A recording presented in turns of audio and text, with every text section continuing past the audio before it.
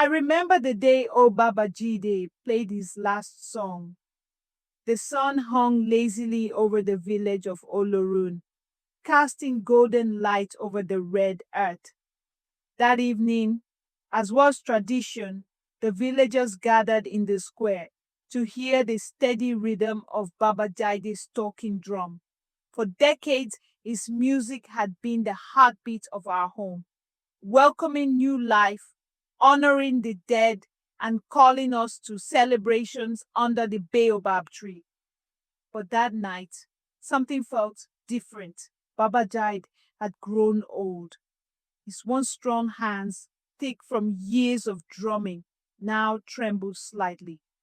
His shoulders, which had carried the weight of both his drum and our stories, sagged under his faded agbada. Still, he sat tall, his drum resting between his legs like an old friend. The villagers sat in a circle, children at the front, elders beside them, and the young men and women standing at the back, whispering about their daily troubles. But when Babajide lifted his hand, silence fell over the crowd. He began to play. At first, the rhythm was soft, gentle, like a mother whispering to her child. Then, as his fingers found their strength, the drum spoke louder. It called out to the ancestors, to the spirits of the land, to the memories of those who had danced before us. His music told the story of our people, of harvests that fed generations, of warriors who fought to protect our homes, of lovers who met under the moonlight. But as the night deepened, Baba Jide faltered. His hands hesitated. The steady rhythm wavered, and for the first time, his drum did not answer his call. The villagers stared. Some looked at each other, concerned. Others, especially the elders, simply nodded as if they had expected this. Baba Jide took a deep breath and tried again, but his hands betrayed him. The beats came out weak, uneven. The drum had stopped speaking. A long silence filled the square. Baba Jide bowed his head. Then, without a word, he stood up, picked up his drum, and began to walk away. We all knew what this meant. In our village, when a drummer can no longer play, it is time for him to pass on his drum, to choose someone who will carry on the tradition. But Baba Jide had not chosen anyone. The next morning, word spread that Baba Jide had locked his drum away. Some of the young men, eager to prove themselves, went to his hut and knocked on his door. "Baba, let us learn from you," they pleaded.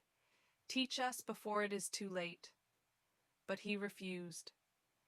Days passed, then weeks. The village square felt empty without the rhythm of the drum. Festivals came and went, but there was no music to carry the dancers. It was as if the village had lost its. Then one afternoon, a boy named Tunde arrived at Baba Jidi's doorstep. Tunde was no different from other village boys, barefoot, quick with a joke, always running from one mischief to another. But there was something in his eyes that made people take notice. When Baba Jide opened his door, Tunde did not ask to be taught. Instead, he simply sat outside the old man's hut. He came every day, just sitting there, sometimes humming quietly, sometimes drumming softly on his knees. For a long time, Baba Jide said nothing. But one evening, as the sun painted the sky in shades of orange and purple, he finally spoke. "Why do you come here?" he asked. Tunde looked up, startled. "Because, Baba," he said, "the drum is lonely without you." The old man stared at him for a long time. Then, with a heavy sigh, he stepped aside and let the boy enter. Copy it. His hands were clumsy at first, but Baba Jide did not stop him. Days turned into months. Tunde practiced, learning not just how to strike the drum, but how to listen to it.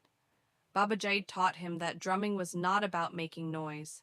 It was about telling stories. The drum had a voice, a memory, and it was the drummer's duty to make it speak. The villagers began to notice.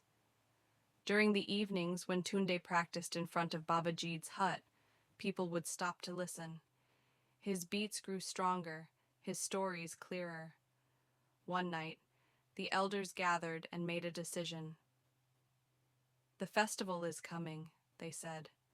"Let the boy play." The night of the festival arrived, and for the first time since Baba Jide had put down his drum, the village square was full again. The moon hung bright in the sky, the fire crackled, and the air was thick with the scent of roasting maize and palm wine. Tunde sat in the center, his hands resting on the drum Baba Jide had finally given him. He looked up, searching for the old man in the crowd. Baba Jide stood at the edge of the square, his face unreadable. Then, slowly, he gave Tunde a nod. Tunde took a deep breath and played. The first few beats were careful, testing. Then, as he let go of his fear, the drum came alive. It spoke of the village, of the people, of the land.